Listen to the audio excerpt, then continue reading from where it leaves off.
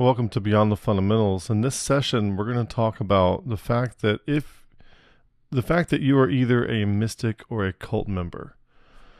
Now, a clearer title, or maybe a more qualified title, would be that if you have religious aspirations at all, you are intentional about those religious or spiritual aspirations. We'll call them spiritual aspirations. If you have spiritual aspirations at all, and you are intentional about those spiritual aspirations, you are either a mystic or a cult member. And I'm using these words on purpose, mainly because the background that I came from, fundamentalism, from which I sorely needed to be rescued, I would see both of these things as wrong.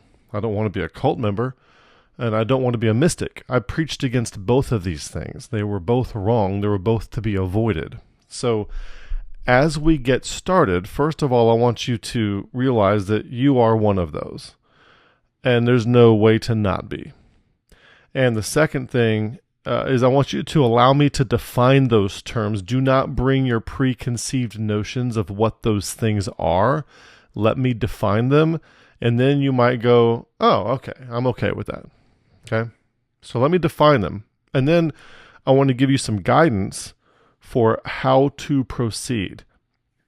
It's difficult to name these videos these days because some of these videos could simply be called, you could relabel almost all of my videos. What do I do? I can't find a church anymore. What do I do next? Because there's some that kind of component in just about everything that we're talking about anymore these days, because we're getting at the place where the target audience of this ministry in particular is to try to reach out to people who are going through basically what I went through. I mean, who else could I better help than people who went through who are going through something like what I went through?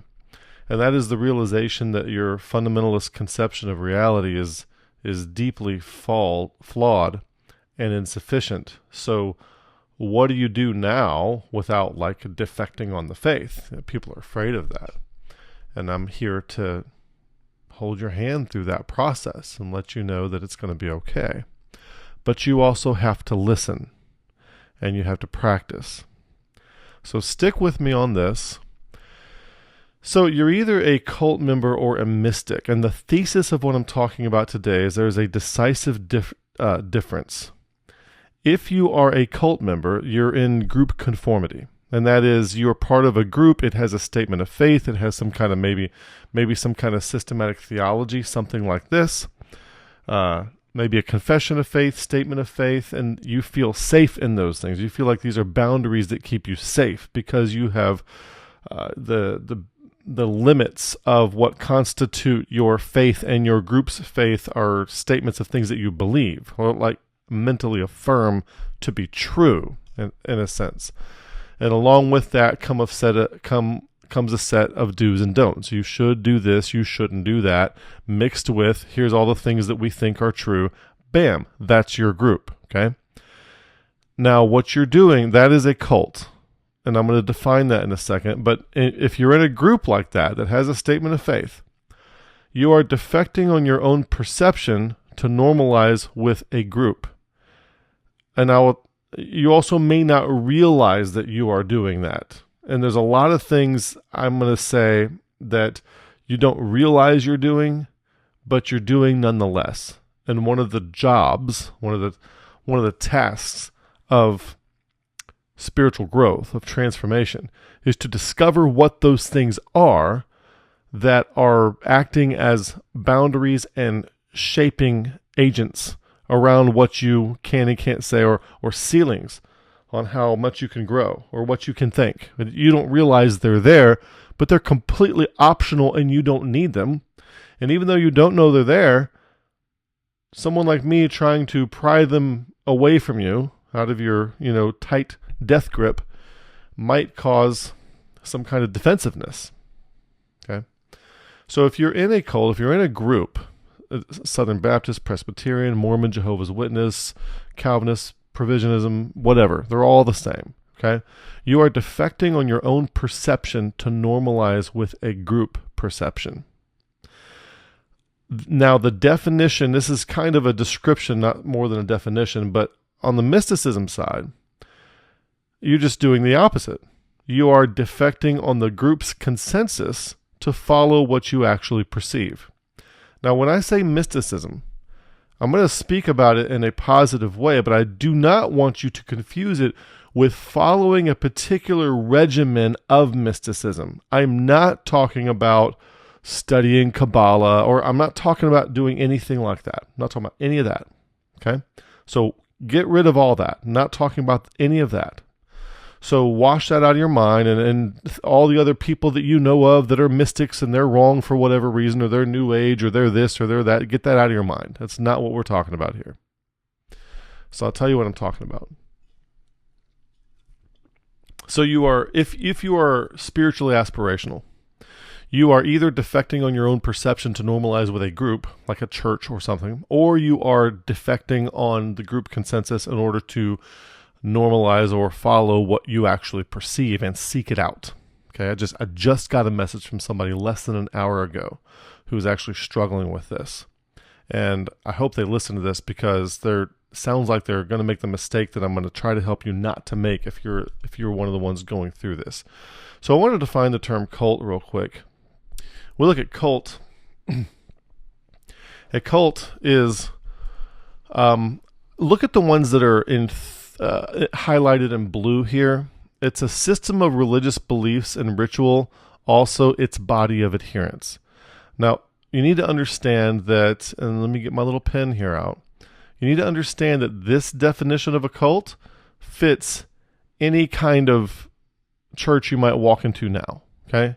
Whether it's Mormon, Southern Baptist, Calvinist, Provisionist, doesn't matter. By definition, it is cult. Now, we don't have a problem using the word sect, okay? And I was reading something one time in Spanish, and I noticed that when the English, I was looking at a translation, I noticed that when the English said sect, S-E-C-T, sects, plural, sects, sect, that we don't have a problem with that. Oh, we're sectarian. We have different groups. We have different denominations. That's being sectarian. We don't have a problem with that. You know, you're Baptist, I'm Catholic, different sects. Big deal. But the Spanish translation that I was looking at translated sect as cultos, and it kind of took me back. Now, this has been years ago. It was like 20-something years ago. But it sounds like cult. You know, it's a cognate for cult. Now, Spanish also has a word for sect, but the word cult also fits, okay? And it could also be great devotion to a person, idea, movement, or work. Now, the problem with the word cult is that by its dictionary definition, any group of people that is a group because they do or believe the same thing is a cult, okay? Your fantasy football team is a cult. Your mahjong group that plays, it's a cult. Everyone who's a fan of the same sports team is a cult. Everyone who's a fan of the same sport is a cult. So let's get rid of the idea. The problem with the word cult is that connotatively and over the years, you get definition number one. When you say cult, people tend to think of a religion that's regarded as unorthodox or spurious, or its body of adherence, or it's comparatively small group of people, and then some other definitions that I saw are it's relatively small. All right. So in other words, if you're the bigger denomination and then the other one is a smaller one, you get to call them a cult. Okay. And in these days, everyone throws the word around cult like an insult and to put each other down, and it's a way to skip over doing any kind of critical analysis of what it is that they say they believe, that sort of thing. So when I'm using the word cult, I'm not trying to use the denigrating sense of it like some kind of outlandish, bizarre thing. Caveat to that. I'm just using it as a group of people who believe the same stuff. Okay, that's it. Doesn't matter how big the group is, doesn't matter what the stuff is. Now I got a book right over here, The Kingdom of the Cults, and they give you 5 things that make a cult. They do this and they do this, and it's nonsense. lots of cults. There's lots of extreme cults that don't do some of those 5 things, and then there's lots of things that do that also don't do those 5 things. Yeah, that are good on all the. So here's something that I learned also that you need to get this. When I left fundamentalism, it was a very slow and gradual process of leaving fundamentalism, and it was many years before I was able to say to myself that, okay, I'm no longer that. And it was many more years before I could say it publicly like I say it on this channel these days. But I always thought that, at least I'm not as bad as, and then name the group as this Nexium group or as this. And then, my wife and I, Paula and I, watch these documentaries on these other cults and how bad they are, and this like word of faith movement. There's all these little cults out there, and they do terrible things, and some of them hurt people, and they whip kids, and they do terrible things. And it's really easy to sit here and say, oh, that's them. They're a cult. I would never be something like that, but it's the reality. What you come to realize over the years is that what we were involved in as fundamentalists is just as bad as any of the documentary things. David Koresh, all of them, it's just as bad as any of those. It's just as bad. And you have to come to see that. And it's going to be hard to accept. And you're going to have a major ego death, or maybe a series of major ego deaths, before you can come to see that. Now, that is so. Whether you see it or not, oh, we weren't as violent as them. We weren't as extreme as them. Same in type, maybe difference in severity, but still the same in type. Okay, same kind of thing going on. The same cult brainwashing techniques are at play. So when I use the word cult, that's how I'm using the word cult.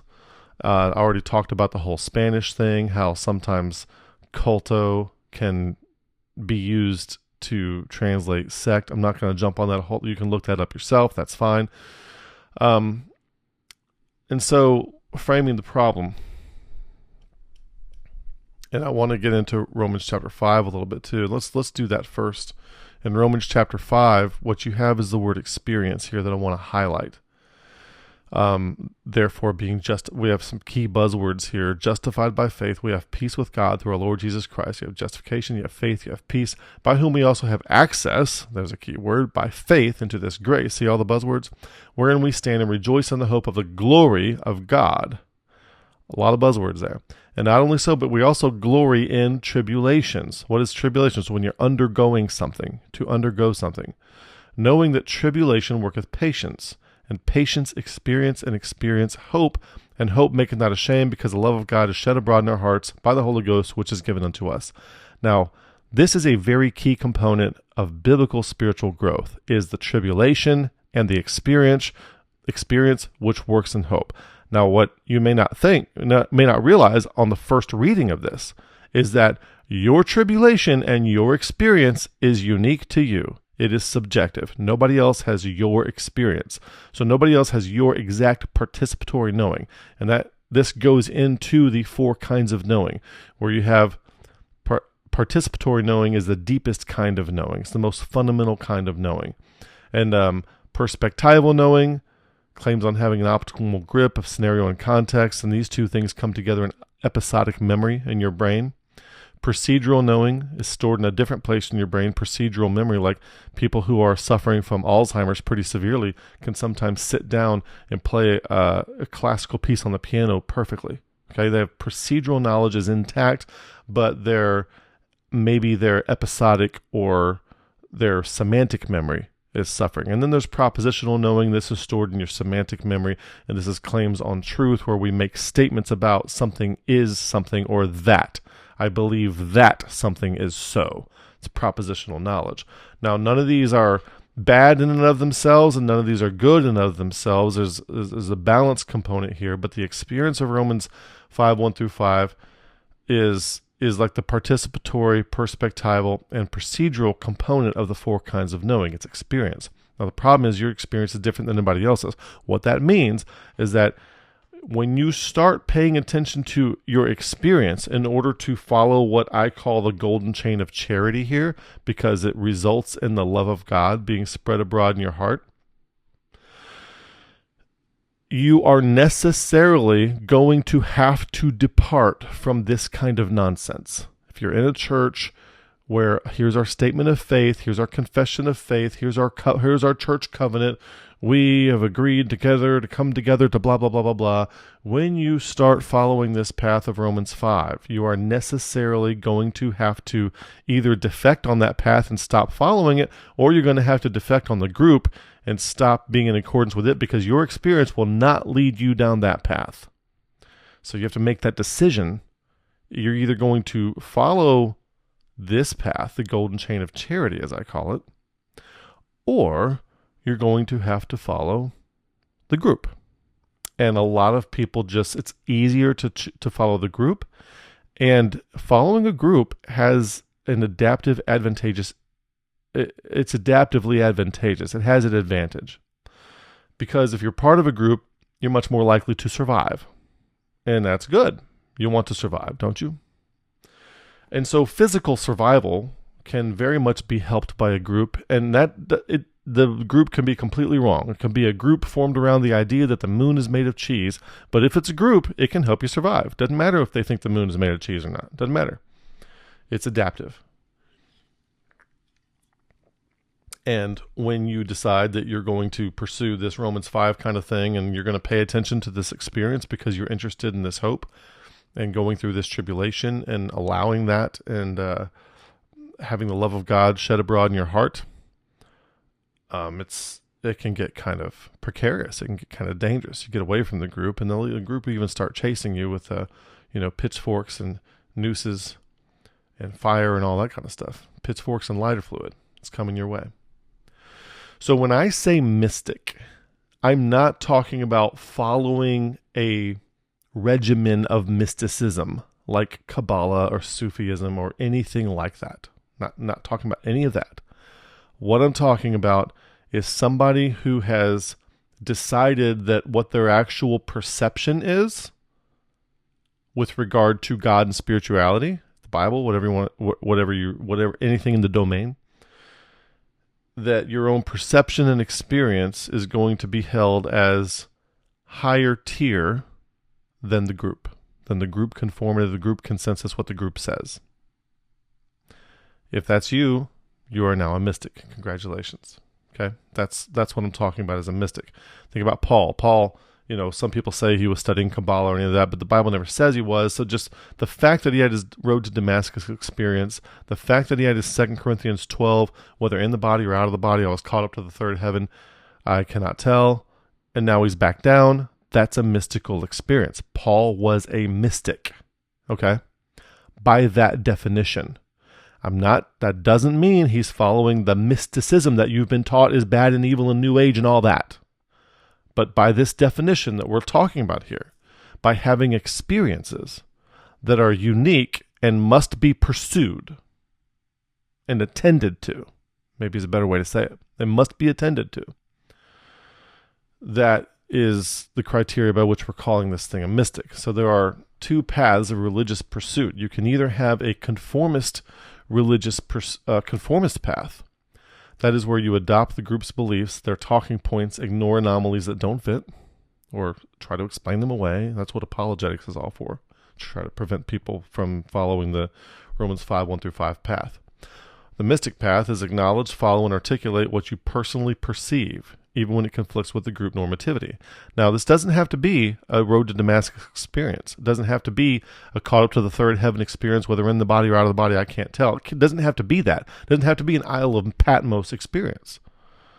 Jesus, he was in the wilderness for 40 days and 40 nights. He has a conversation with the devil. He's a mystic. He starts sweating blood, and he is communing with God. Mount of Transfiguration. That is a mystic, okay?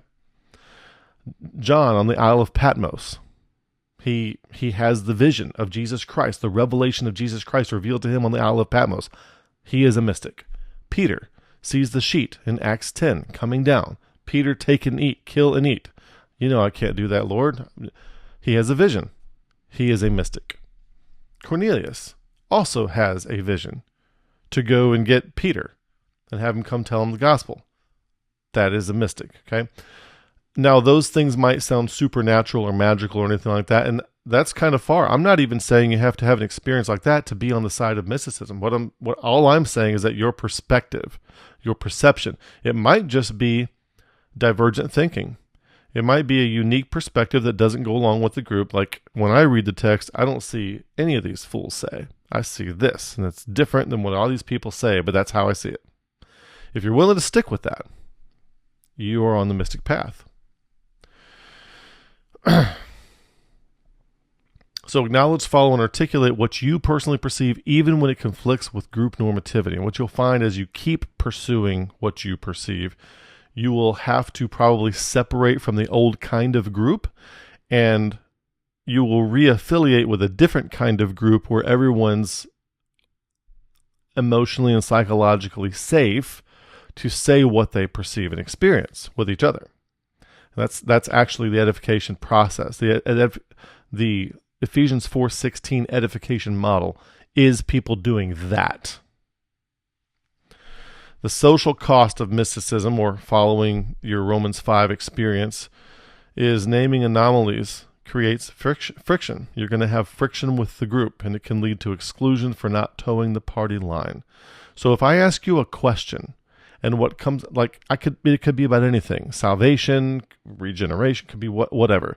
And if the answer that comes out of your mouth is also the answer that I could find in, say, a statement of faith, or from some, David Jeremiah, or from a systematic theology, or from a confession of faith, or from a church's official stance on something, or Brother Milnes would also say the same thing, if whatever comes out of your mouth would be that, you are a cult member. Okay? Doesn't matter how right you think it is. If there's, 30,000 other people that would say the same thing, you are a cult member. That's the religious pursuit that you're on. And that's not necessarily wrong, okay? First half of life wisdom must have that. We were kept under a schoolmaster until a certain time when we're no longer under a schoolmaster. So if you're a cult member and that's what you're doing, that's fine. You probably need to be there for your level of development. But if you continue to develop, you will the next phase of maturation will take you out of that. If you can go there. And if you can't and you die as a cult member, it's okay. You can die as a cult member. It's what's the worst thing that's going to happen to you? You're going to die. Okay? Don't worry about it. Don't get wrapped around the axle. And that's the thing. It's like, in order for this process to be valid, we can't have people making systems out of what they see to make new stage 3 first-tier consciousness systems for other people to parrot. That the only way this Ephesians 4:16 edification model works is if you only say what you perceive. If you like what I say about what I perceive, great. Like it, but don't repeat it, because it's not yours to say. Only say the things that you experience. It's the same thing we talk about. Somebody who's never been to the top of the mountain, but they've heard 100 different people who have been on the top of the mountain explain what it's like up there. They could probably convincingly make you think that they've been there too, even if you've been there yourself and they haven't.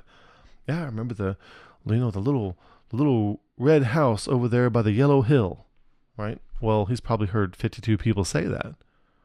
Oh, yeah, I remember that too. But there'll be something about it. There'll be something about it that just, I can't put my finger on it. Everything he's saying with his mouth is true. It aligns with my experience of what I saw up there, but there's just some kind of feeling that I get that he doesn't sound like the other people who I know were up there. Why is that? And that is how all first-tier consciousness stage 3 left hemispheric fundamentalist Christians sound to me when I hear them talk. Somebody posted a song of 4,000 tongues to sing, and I listened to it, and it was like an upbeat modern version and everything. All these people they're singing, and they got the key change and all that, so you can feel the spirit, of course. And it's so pretentious. Like, I know none of those people are spiritually aspirational apart from the group. I can tell by looking at him. I can't tell you how I know that. But just like you can kind of tell how, even though the guy's saying all the right things because he's copying 100 other people that saw the top of the mountain, but you can just kind of tell by listening to him that he didn't actually see that. I don't know how I can tell, but I can tell.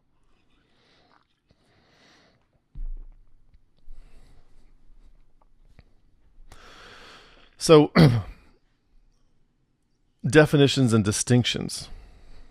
Perception versus belief.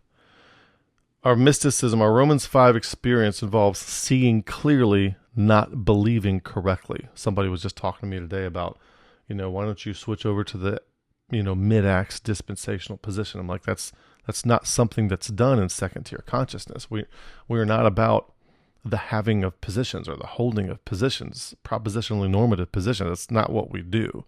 It's not what's done. Okay? We're not about believing things correctly and taking positions. We're more concerned with seeing clearly. It's a different kind of focus. Conformity prizes approved beliefs, plans, and methods and formulas, but what we're doing prizes seeing clearly. Defection direction. If you're going to defect. A conformist, a cult member, you're going to defect on your own perception toward group normativity. But if you're in the mystic class and you're not a cult member, then you're defecting on the group normativity toward what your personal observation is and what your personal take and your personal perception is. And you're also willing to suspend judgment. You don't have to have a position on things. Things just are. I don't have to be attached to them. I don't have to be affiliated with them. I don't have to take a position. They just are. They are what they are.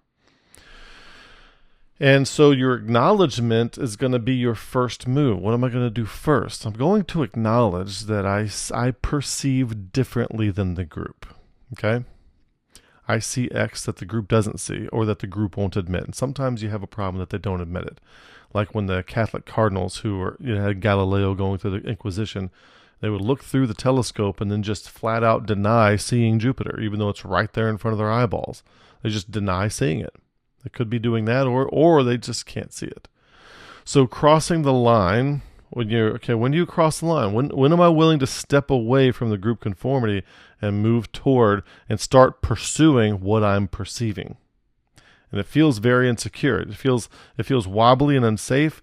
It probably has the same feeling like if you've never done tight roping before, have never trained for it, getting out there on your own for the first time.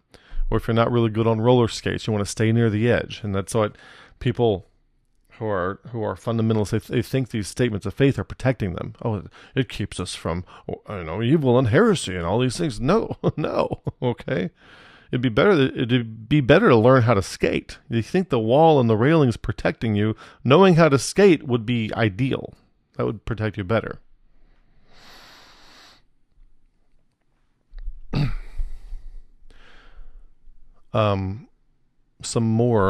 Some more passages here. So when we use the term mysticism, we're using a descriptive label. We're not pursuing a kind of mysticism. Like we're not trying to be a mystic.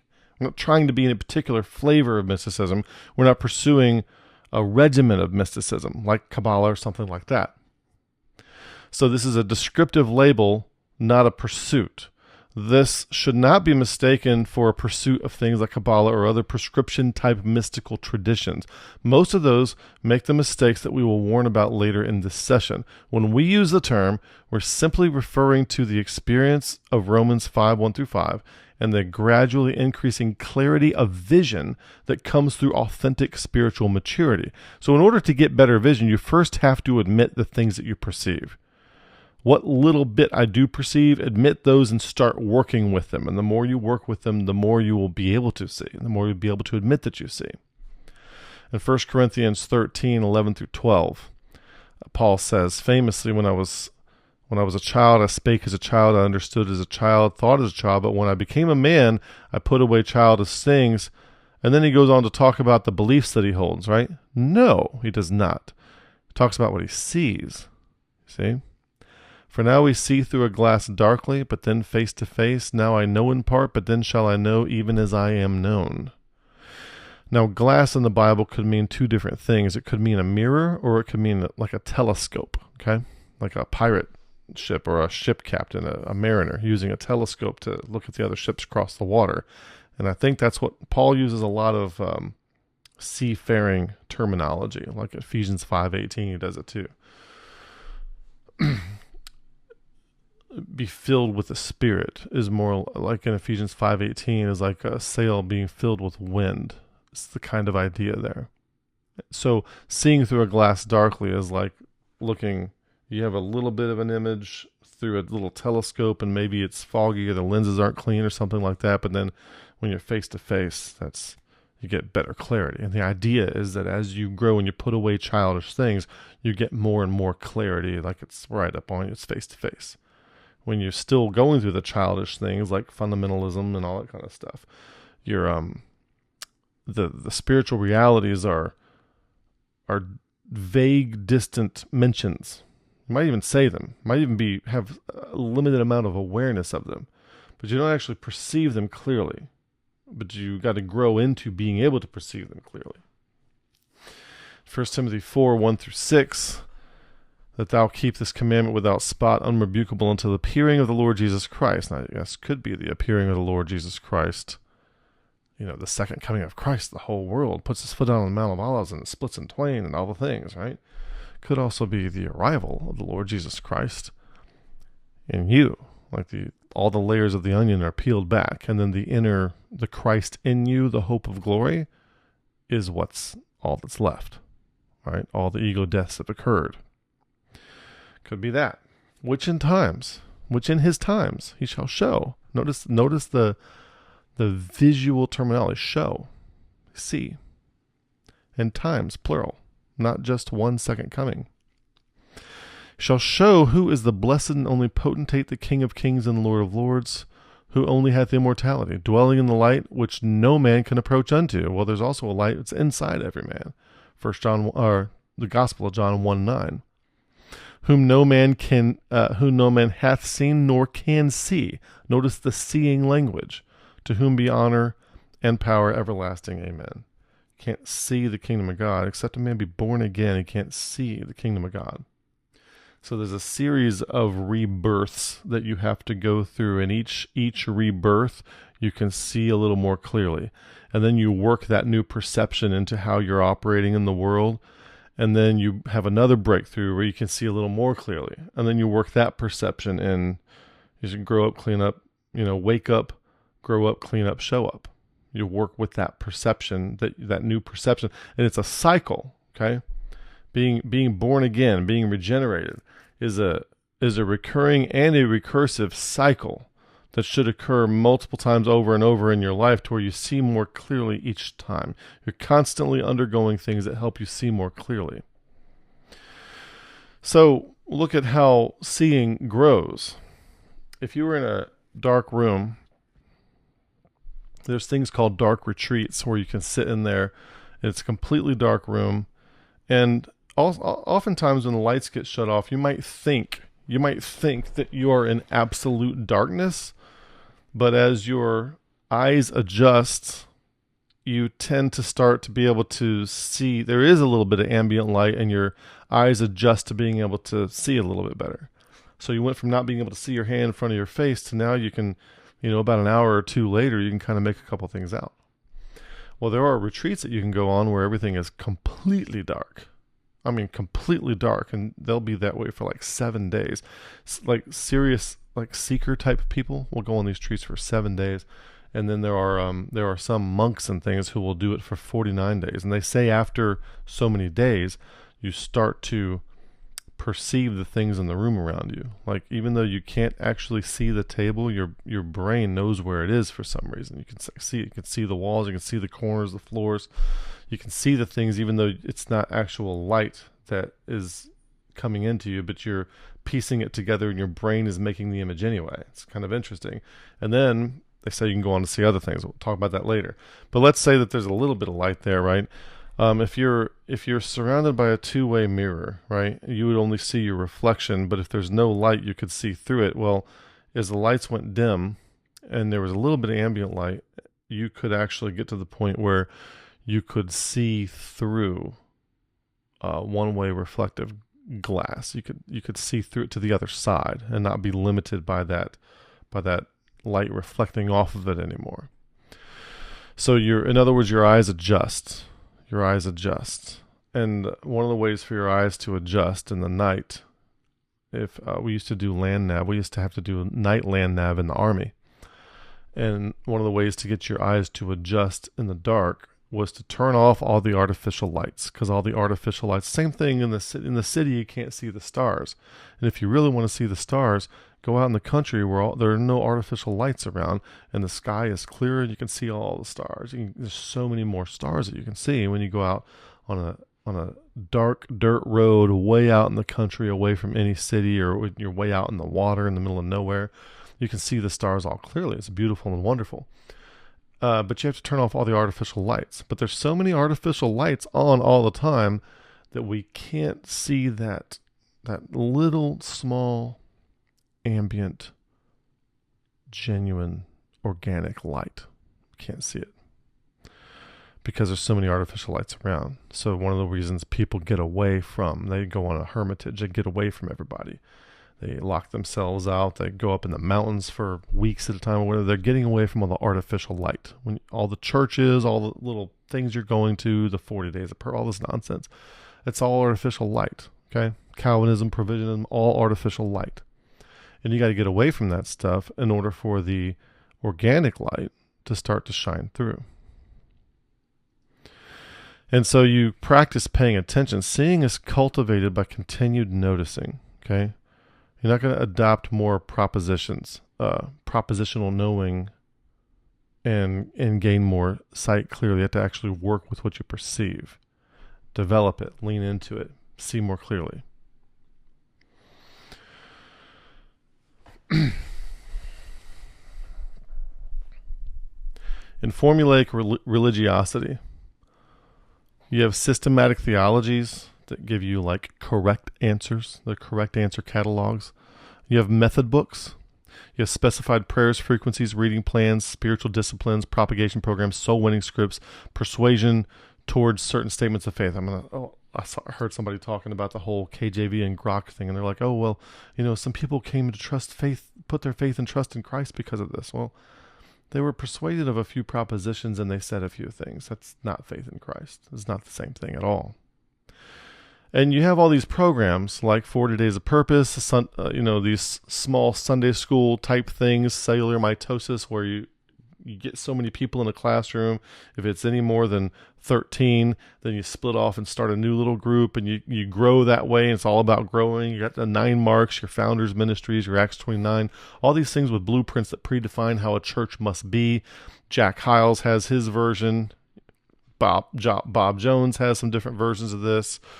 And what happens is you violate Goodhart's law. When a metric becomes a target, it ceases to be a good metric. Life gets paved over by targets. Okay? And you can think of city infrastructure and mental landscapes. They lose their beauty, spontaneity, and organic life. And so what I want to, there's a few things I want to bring into this. When we're so used to, like in the 9 Marks book, there's this place, I think, toward the end of one of the chapters that says you can learn everything there is to know about God in 6 weeks. We got everything boiled down. We're so reductionistic. We're so left hemisphere. We're so all about the map and not about the terrain. And we think that there's a program to do it, and it's got to be specified. We have to assign meaning, and here's what it means, and we're interpreting the scripture, and here's the exegesis, and here's the exposition.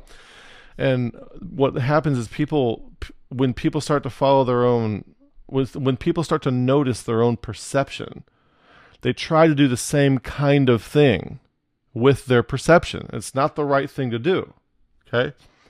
I just had a guy texting me. He's having some kind of vision where he's seeing himself in a certain way. He's like, has to do with, anyway, I'm not going to get into that. That's not the point. But the point is, he's asking me, what do I do with this? How do I invoke God to find out what this means? Okay?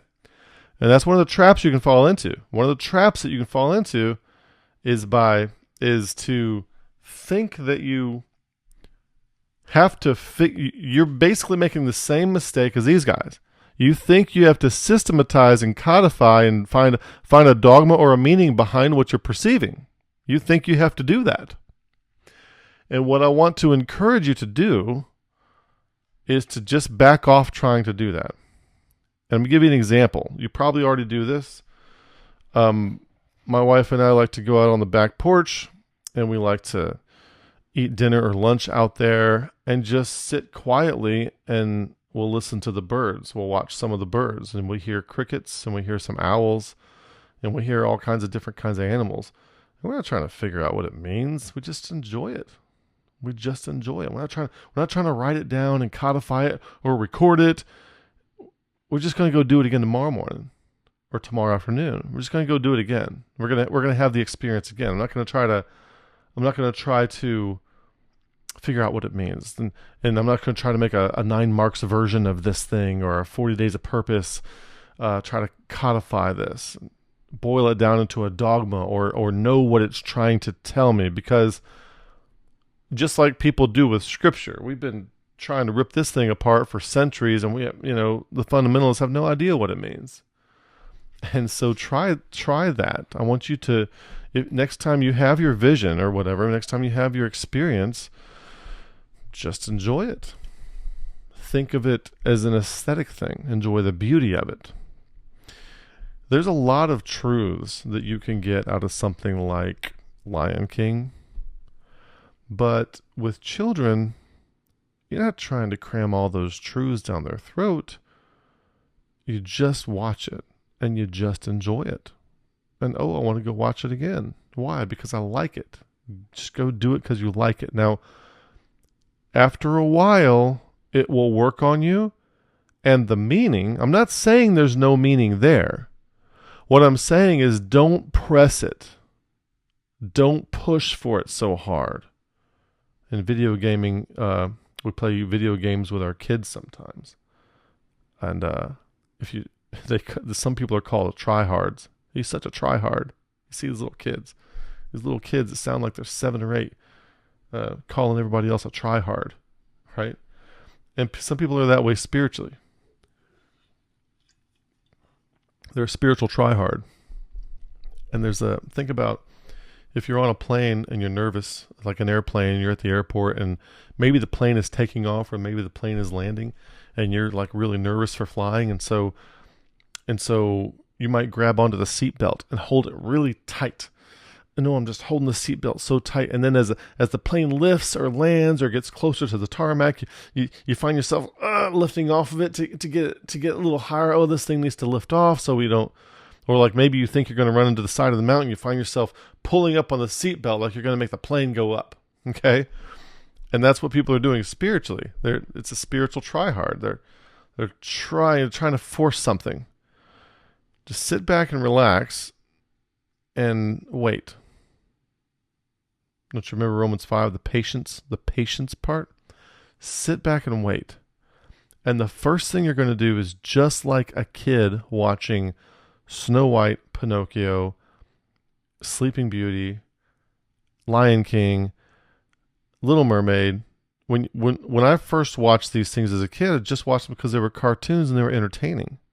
It's not till 20, 30 years later that I start to realize that there's patterns and there's meaning in there. And this is very interesting. There's something here, right? And I'm not saying it's necessarily going to take 20 to 30 years, but what I'm saying is that just enjoy it. Just let it happen. And if it happens, smile and just look around. Just enjoy it. That's it. And then allow the continued experience of life to kind of work on you.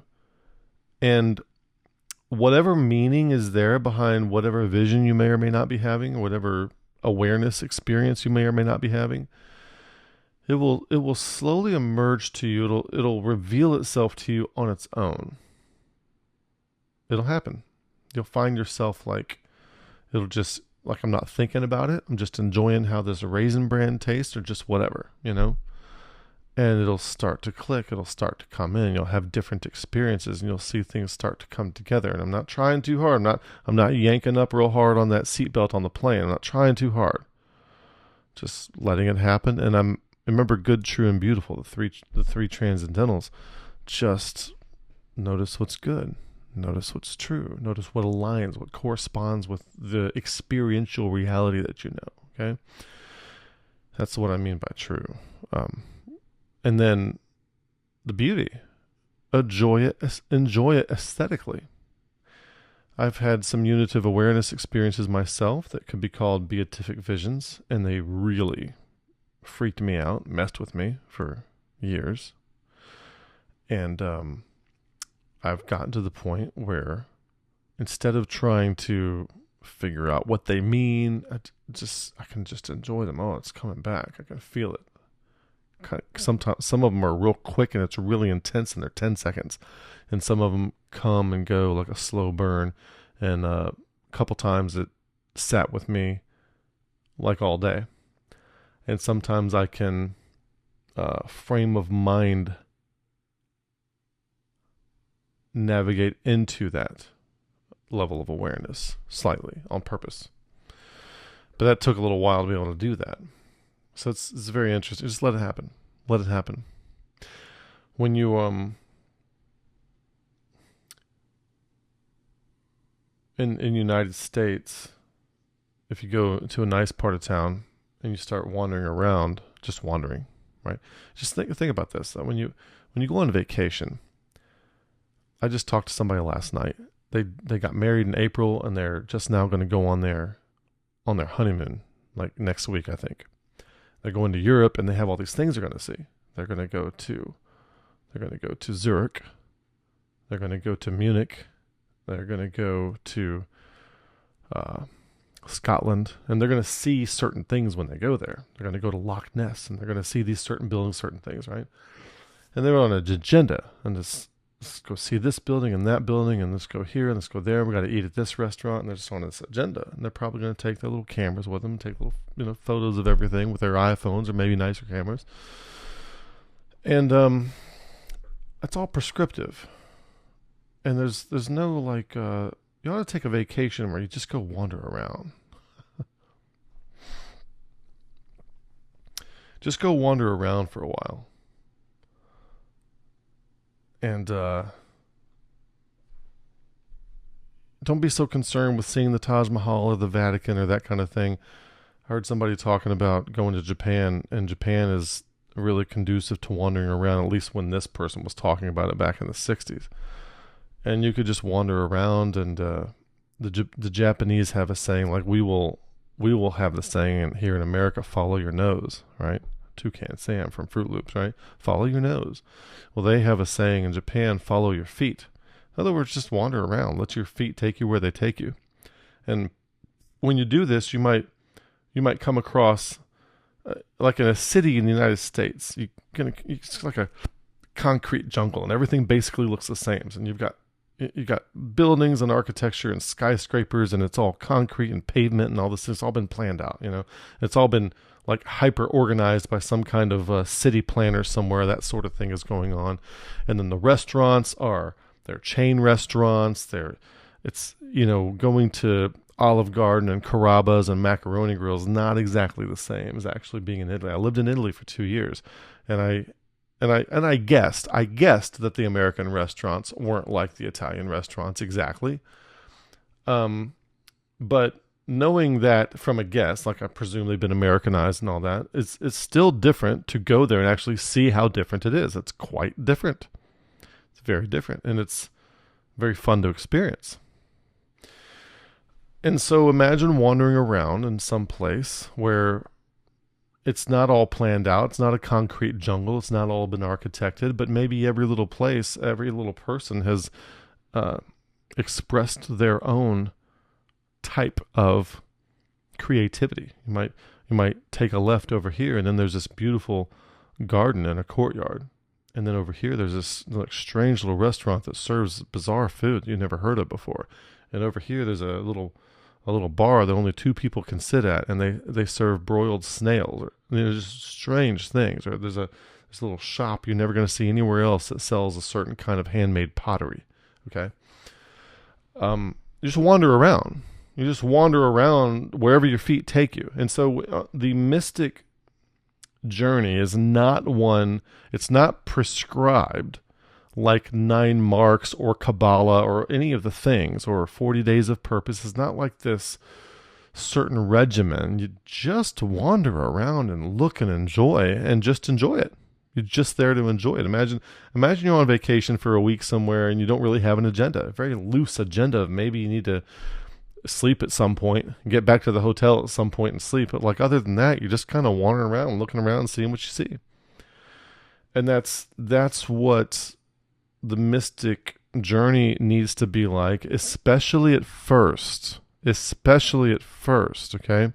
Now, whatever kind of directionality you may start to sense over time, let that arise organically and naturally. Let that arise of itself. Do not feel like you have to put any direction on this. Just don't feel like you have to go see the Taj Mahal and the Vatican and Dachau or whatever, all the things that you're supposed to see. Just kind of wander around. Just let it happen. Let it happen naturally. See those experiences and just let them happen. So there needs to be a little bit of a spontaneity with it. So Jesus says, they that are born of the Spirit are like wind. You can't tell where they're coming from and where they're going. Because they're just wandering around, just enjoying. You just enjoy what you see. You're not trying to make it fit some kind of rigidity or structure or dogma. You're not trying to do that with it. You have no need to do that with it at all. No need to do that. So I hope that's kind of sinking in. That's what to do with what your experiences are. Allow them, enjoy them, that sort of thing. So we've talked about this. You might have a loose agenda where you're strolling around and you encounter like a Zen garden or tiny bars, pottery, odd foods. And your aim is to see and enjoy, not to arrive or optimize for a particular thing. Like we do the same thing when we look at Christmas lights. Imagine you go to an entire neighborhood where they've all agreed to everyone put up Christmas lights, right? You don't go there with any particular agenda in mind. It's kind of like a dance. You don't dance to get to the end. You don't listen to a song to hurry up to get to the end of it. You don't play a song to hurry up and get to the end of it. You do the thing to enjoy doing the thing. And that's the point of it. That's the only point of it. You're not trying to get anywhere. And so when you go look at Christmas lights, you're not trying to get it over with as fast as you can. You're not trying to go see you're trying to just, take it in and enjoy everything you see. Look at this, look at that, wander around. There's no particular agenda. We're just walking around this neighborhood looking at all the houses. We could go this way, we could go that way, but it doesn't matter. We're just a little bit of spontaneity to it. There is a Zen garden that has 15 stones in it, but there is no single vantage point from which you can see all 15 stones. The most you can see from any one place in the garden are just 14 stones. That's a very interesting kind of thing to me, to have that kind of thing that exists. And so you might come across that. You might just enjoy it. What does this mean? Doesn't have to mean anything. Don't worry about it. And maybe the meaning will come to you later. But if you try to force it right now, you're just latching onto the airplane seatbelt. Okay, it's not going to do anything. If you're going to crash in the mountain, you're not going to stop it. And if you're not going to crash in the mountain, you're not going to help it. Just sit there and enjoy the ride, enjoy the crash, or enjoy whatever the happening is. So people make a classical mistake when they start to move away from the cult, and they start to move toward their experiences or mystical experiences. And that is, they try to do the same thing that they were trying to do back in first tier consciousness. They try to convert all their perceptions into a new formula, make a curriculum out of it, make a big overarching theory out of everything out of it. And you have to deconflict everything and make sure there's no contradictions in it. And this creates the same old trap with the new content. Okay, there are some historical mystics. Some had dramatic experiences, like Paul on the road to Damascus, or Paul in his, caught up to the third heaven. And others perceive unorthodox meanings in texts. I'm sure everyone listening to me has at least done that. You're reading the Bible, and maybe you're not getting what you're supposed to get out of it. You're supposed to get, or you're not getting out of the text what the preacher is preaching on from that text. You don't see where they connect. And when you do read it, you get something out of it that you don't see other people saying. I'm sure everyone's done a little bit of that. Julian of Norwich, she spent some time, she had some strange experiences where And what happens is they have these experiences and they spend years and years and years isolating themselves trying to figure out what those experiences mean. And then they write and write and write. St. John of the Cross, and there's some other people too. They have these experiences or visions or something, and they don't know what to make of them. Like this wasn't part of the plan. That's kind of how I feel. Like I'm a fundamentalist. This wasn't part of the plan. I was not supposed to have a unitive awareness experience. I don't know what to do with this. And so you can either go hide and you seek out, try to figure out what it means, and and these people, some of them, they just write extensively about what it might mean and all this kind of stuff. And maybe writing about it is kind of helpful to some other people, because the writings of some of the mystics, like some of these folks, Thomas Merton and some of those, it can be very interesting and very helpful. They can kind of see some of the things that you feel like you're seeing, and maybe you can relate a little bit, and it can give you a little space to grow. But some of them are making the mistake of taking the old way of doing things into the new way of seeing. And you wind up spinning your wheels and wasting a lot of time, in my opinion, and in the opinion of some others. Just don't take it so seriously. Swing with it. Go with it. Go with the flow. Learn to go with the flow of it. I think that's what Zen is all about, to learn the natural flow of whatever's happening, and learn how to swing with it. Go with it, roll with it, some people say. I think Julian of Norwich, one of her visions that she had occurred while she was doing something that everyone would say you shouldn't be doing. I think it was some kind of a illicit sexuality or something like that. You're not supposed to be doing that. And she winds up having this very beatific vision and doesn't understand why, and why did it happen during this thing or in the immediate aftermath or something like that. Okay. A lot of paradoxes come from some of these things. So the healthier stance is going to be to let the perception arise, resist premature unification of what you're perceiving into some kind of theory. Don't worry about it. Relax. I understand. Don't get me wrong. I understand the urge to try to pray and solicit God and figure out what's going on. What does this mean? I understand.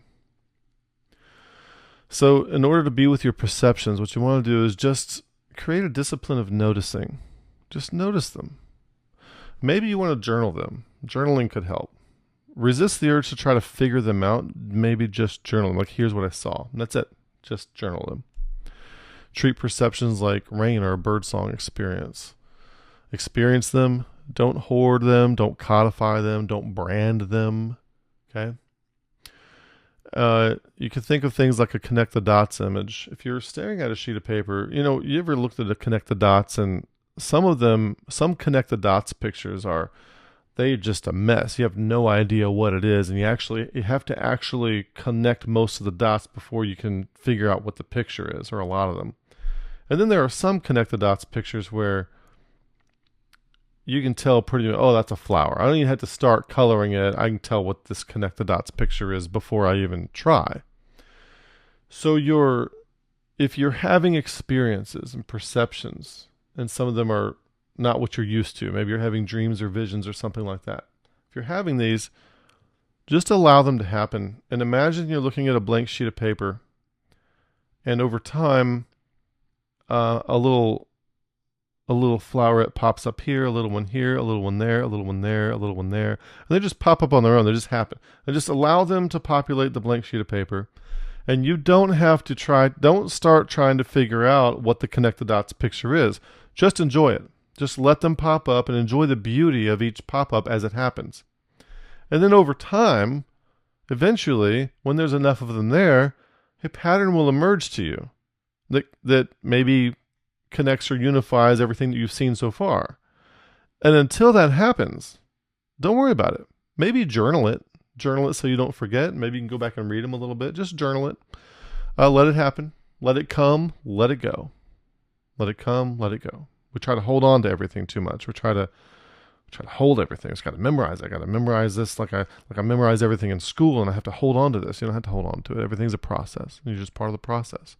Our attempts to hold on to everything sometimes is like trying to, pour water into a bucket that doesn't have a hole, doesn't have a bottom to it. It's just you're not going to hold anything with that bucket. So it's going to look like anomalies at first. Don't try to force them into any kind of shape now. Just let them happen for a while. When you read the Bible, most people, when they read the Bible, they're reading the Bible for the sake of trying to figure out whose group is right. I want to read this to try to prove my group to be correct. And you're reading to win debates. You're seeking proof for an us versus them rivalrous mindset. And you have this habit of constant assessment, and you're judging what you're seeing. But judging, having that habit of constantly assessing or judging what you're seeing is not good. You want to learn how to experience what you're seeing and perceiving without judgment, without assessment. Now, when I say don't judge, I know all the fundamentalists out there, you're saying, well, Paul said, judge right, he that is spiritual judgeth all things. And Jesus said, judge righteous judgment. And Matthew 7:1, it's the most misquoted verse except for Luke 2:14. And that's really just talking about hypocritical judgment. So we should be assessing things. So what I'm trying to tell you, what people are saying when they get to second half of life wisdom and they say stop judging things, they're not saying, just let everything run amok. They're not trying to say that. What they're trying to say is that they're trying to say stop latching on to the to the seatbelt of the plane so hard. That's really what they're trying to say. So when you're having these visions or things, don't try to assess whether it's right or wrong in accordance with the formula that you've been taught is morally correct. Don't try to do that. Just notice it. Okay? Coming up fundamentalist.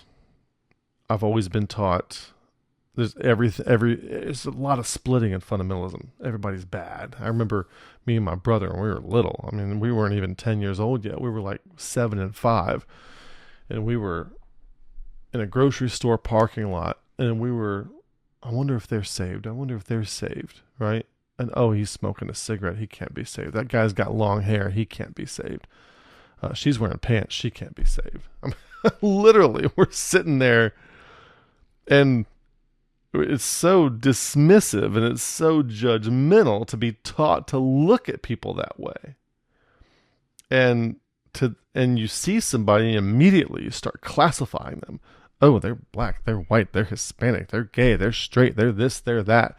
And there's a freedom in stopping doing all that. Oh, they're smoking, they're drinking, they're cussing, they're Presbyterian, they're this, they're that, they're Buddhist. Just stop doing all that and just look at exactly what you see and see the beauty in it.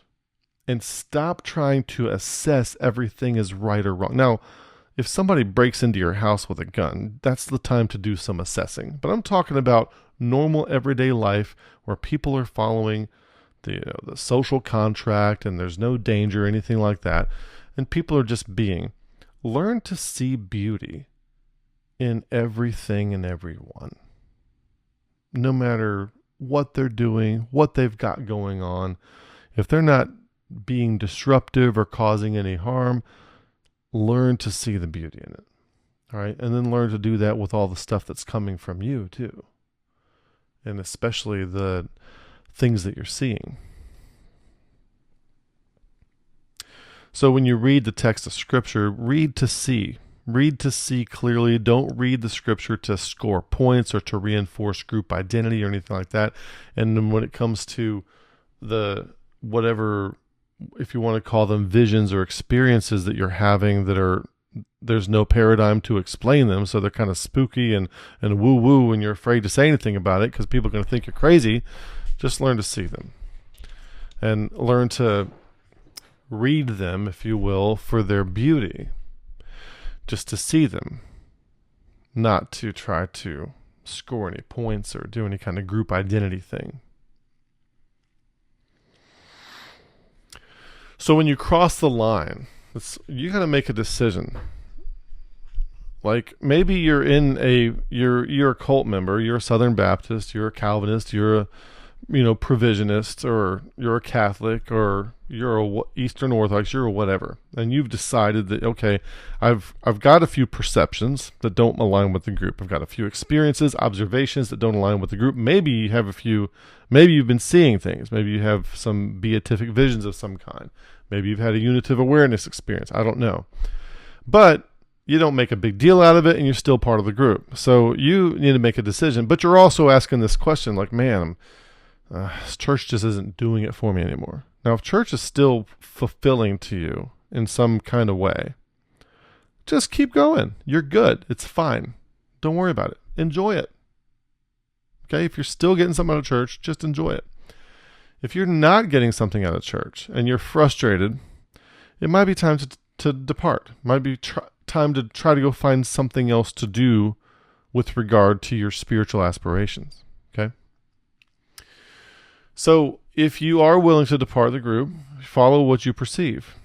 What not to do, where after crossing over, do not build an umbrella theory, do not codify a new system. Keep wandering. Keep noticing. Let forms emerge in their time. Try to find other people who are in a similar place as you, and your locus of authority is probably going to start internalizing right around this time, and you're not going to have so much need for some kind of external authority figure telling you what you should and shouldn't do. Try to find other people who are right around the same, proximal zone of development as you are. So there are some advantages, survival advantages to being in a group, so it feels safe, okay? But when you start to try to cross outside of those boundaries, okay, it can feel like removing the training wheels off your bicycle, and it can feel wobbly and unstable. Like asking a child to manage adult life. Like if you take a 4-year-old and say, hey, I want you to come over here. I want you to start paying the car insurance and driving to work every day, and go out here and inspect all the machinery in this plant that I work at. Well, your 4-year-old's going to be like, well, that's probably not going to happen there, buddy. And you have to grow into self-sustaining stability. And if you think stability comes from being in a denomination, being a pastor, being under a pastor, having the right statement of faith that protects you from all the heresies, if you think stability comes from that, it's just like a child who needs a parent to have stability for them. But what you realize when you reach to adulthood, listen, if you don't pull your weight, you're going to wind up under the bridge. You really, there's nothing but you holding your world together. And spiritual growth is kind of like that. There comes a point in time where you step away from the structure and rigidity and rules, and you start to do the thing. And if you're not ready for that, if it seems scary and you can't imagine how you would be safe there, and it just sends you into a panic attack, stay where you are. Stay with the statement of faith. You think the statement of faith, it gives you safety and protects you from heresy, stay there. Stay next to the railing at the skating rink. Keep latching on to the seat belt. If that's where you are, just keep doing that. It's fine. Okay, you don't want to force yourself away from where you are, because that could actually be dangerous. If you're not ready, don't worry. But it's very gradual movements, and to somebody else, like it looks crazy for us to see somebody, tight roping from one skyscraper to another. I would never do that. I'm not trained to do that. But for somebody who can do it, they can do it. Well, you're going to have to build some spiritual aptitude like that, to where you can do the thing that seems like it's not something you should be able to do safely now.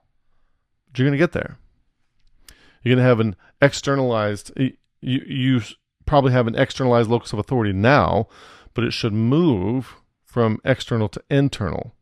Institutions, pastors, creeds, they give a felt security, but those things also keep you blind. They keep you from seeing clearly. It's like the mud on the eyes that Jesus has to wash away, has to be washed away.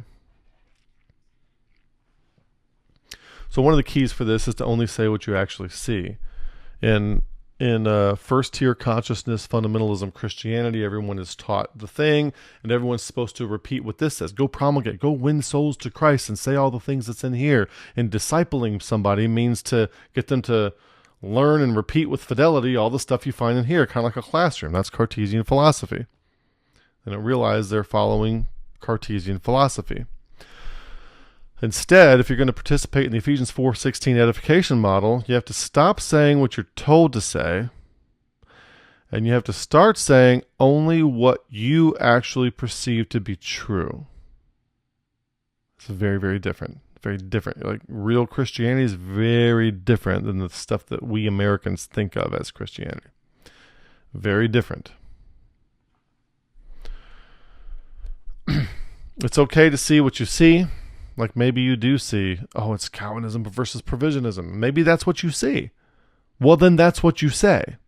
And keep saying that until you grow out of it. It's fine. It's going to be fine. Try to avoid false dichotomies and rivalry. Recognize salience landscapes shaped by dogma and hemisphere habits, like the left hemisphere makes a map of things. If you were following the Spirit, you'd be out of this I am of Paul, I'm of Apollos mindset. Now, some people are never going to grow out of their, stage 3 mindset, first tier consciousness mindset. And it's okay. It's okay. If you stay stage 3 all your life, if you stay fundamentalist, King James only, provisionist, fundamental, pre-trib, pre-millennial, all that kind of stuff, it's fine, okay? As long as you think that you need to, mid-acts trib, okay? As long as you think you need to support that kind of stuff, as long as you're egoically attached to propositions in having mode, it's fine. You're not evil for having that, okay? You can't generate more consciousness than you have. You just can't. You can't be more aware than you are. You can cultivate that over time. It's better if you do for all of mankind, but if you don't, it's fine. They say IQ is pretty fixed. You can't really, your rationality is very plastic, but your IQ is very fixed. It's pretty fixed. You can only, with great effort, you can move it maybe 2, 3, 4 points, and that's about it. You're not going to move it a lot. And it could be that your level of awareness is, you're never going to be second tier consciousness, and that's fine. You're not evil. But I just want to ask a favor of you people who are going to stay down there. Don't be deceptive. Don't be manipulative. Don't be antagonistically rivalrous. Just don't do that. All these people coming in here trying to troubleshoot me all the time. If you're not mopping up what I'm spilling, just go somewhere else. There's billions of people on the planet, okay? There's all kinds of other people you can go listen to. Go listen to them. There's all kinds of things you can join up with, all kinds of banners you can go wave. Go wave those banners, go join those groups, go do those things, okay? But for those of us who are getting some kind of help out of what we're doing here, just let it be. It's fine. We'll let you be, you let us be, you do your thing, we'll do our thing. But try not to be deceptive, manipulative, antagonistically rivalrous. Don't be all caught up in the debate aspect of the thing. Learn to enjoy the beauty of whatever it is you perceive to be the truth. We looked at some scriptural touch points as experience in Romans 5, 2 Corinthians 12, is that caught up into the third heaven, holding assessments. Also talked about restaurants, such as the difference between Olive Garden and an actual Italian restaurant in Italy. It's a different kind of thing. So you don't want to, like, Olive Garden and Carrabba's and Fazoli's or whatever these chains are that are over here in the United States. That's 9 Marks and Acts 29 and Founders Ministry and 40 Days of Purpose. That's what all that stuff is. It's like this pre-packaged, macaroni and cheese in a box kind of stuff. That's gross. It's nasty. It violates Goodhart's law. It's not real. It's not organic. Okay, so there's the spiritual.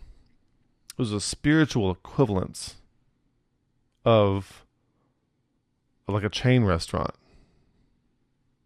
There's no fun in that.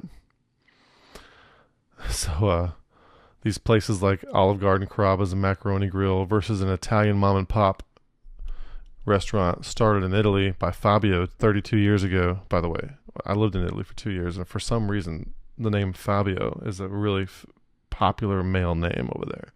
Everybody's named Fabio. Ha. Enjoy unique living particularity rather than franchised sameness and comparison shopping. It's like Agent Smith. 9 Marks is trying to turn everybody into the Agent Smith of 9 Marks, trying to make everybody be the same, just uniformity across. What's the name of the town, the city in Equilibrium? I forget what the name of it is, but they're just trying to make everything like that. It's gross. It's gross.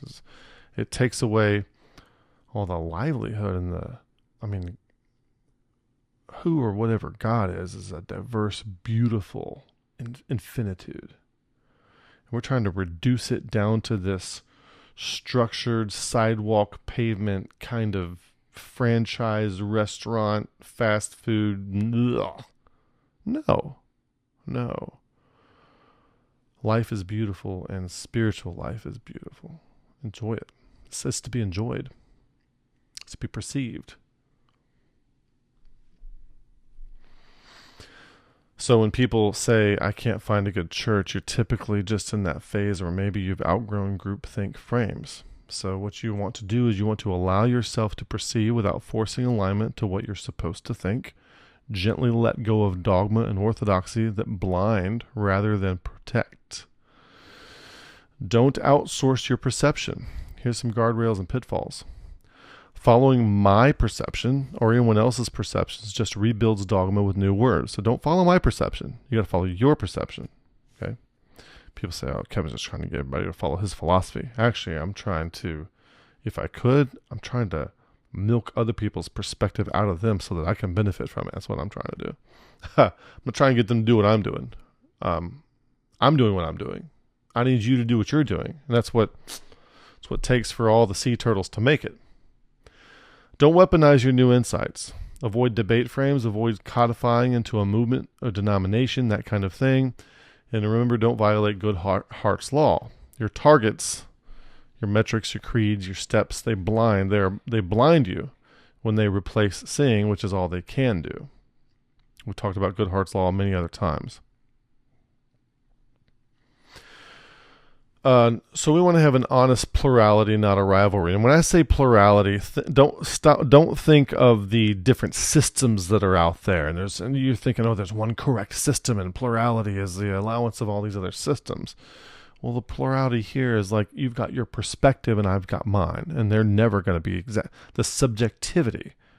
I mean, we don't even know that when we touch velvet or taste chocolate that it's the same as the other one's qualia of doing so. We don't even know that. So stop trying to make everything the same. So I'm talking more of like an individualistic type of plurality, not this kind of thing where we think all the different systems out there are the same or are good or something. It's not like that, okay? So your ethic is to speak honestly about what you see. Don't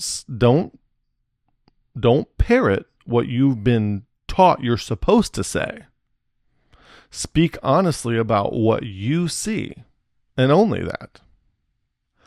And don't demonize others who see things other than what you see. Like we've talked about sea turtles multiple times, a lot of sea turtles don't make it to adulthood.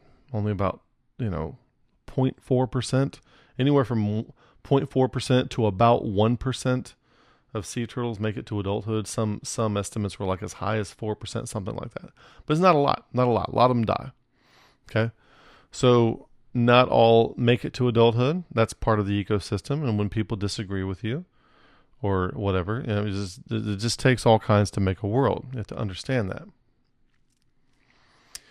So to operate like a mystic, not to pursue any kind of regimen of mysticism, but just notice. You see something, notice it, acknowledge it. Pursue what you perceive. Like this seems legitimate. I'm going to live in accordance with this. I've seen, it seems to me, based on my experiences, I've seen a connection of all things with love. And I know that sounds mushy and gushy to say that. That's why we keep defining love as actions that result in the affordance of choice. And we're not going to double click on that here, but we've done it before. Many other videos. Resist trying to build into a system. Let patterns coalesce on their own over time. So let me encourage you to transition away from the cult mentality, get into a spiritual adulthood, take the training wheels off. Instability is going to be normal at first, and it's fine. Here at Beyond the Fundamentals, we aim to be a companion to this for you making this move from spiritual childhood into spiritual adulthood. And I'm not claiming to be some kind of wise sage who has it all figured out. I'm just claiming to be a person who's barely started to try to make that transition myself, okay? And if the perspective that I share can be helpful to you, that's the goal. That's all I'm asking. If it's helpful, listen and participate. If it's not, go find something that is. It's that simple. You don't have to do what we're doing here in order to be right or correct or any of that kind of stuff. It's not how we do things here. So you're not choosing between belief sets. You're choosing between ignoring what you see and following what you see. So perceive and notice. And that's all we're going to say. If you like what you're hearing here, remember you can only get this kind of stuff from this perspective here at Beyond the Fundamentals. We're not following any party line from any other group, system, institution, or group of people. We're sharing a unique perspective here, which is helpful. If you find it helpful, consider joining those who support us financially so that we can keep doing this. Thanks for watching. May the Lord bless you and good day.